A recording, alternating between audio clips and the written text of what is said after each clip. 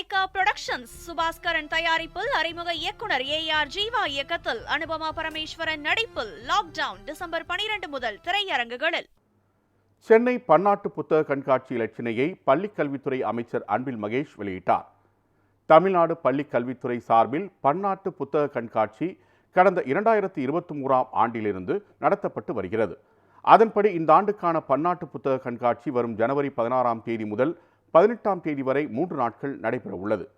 இந்நிலையில் சென்னை பன்னாட்டு புத்தக கண்காட்சி இலச்சினையை பள்ளிக் கல்வித்துறை அமைச்சர் அன்பில் மகேஷ் வெளியிட்டார். பின்னர் பேசிய அமைச்சர், தமிழை உலகுக்கும் உலகை தமிழுக்கும் கொண்டு சேர்க்கும் நோக்கில்தான் இந்த புத்தக கண்காட்சி நடத்தப்படுவதாக கூறினார். மாண்புமிகு தமிழ்நாட்டு முதலமைச்சருடைய வழிகாட்டுதலின்படி தொடர்ந்து 4வது ஆண்டாக இந்த சென்னை பன்னாட்டு புத்தக திருவிழா, சென்னை இன்டர்நேஷனல் புக் ஃபேர் 2026ஆம் ஆண்டு ஜனவரி மாதம் 16, 17, 18 இந்த 3 நாட்களும் கலைவாணர் அரங்கில் நடைபெறுவதற்கான ஒரு அறிவிப்பை இன்றைக்கு நாங்கள் வெளியிடுகின்றோம். இந்த முறை ஒட்டுமொத்தமாக உலகம் முழுவதும் 298 அப்ளிகேஷன்ஸ் வந்திருக்கு. 103 கண்ட்ரீஸ் சார்ந்திருக்கேன். ஒவ்வொரு கண்ட்ரிலையும் 4-5 பேர் 6 பேர்லாம் அப்ளை பண்ணியிருப்பாங்க.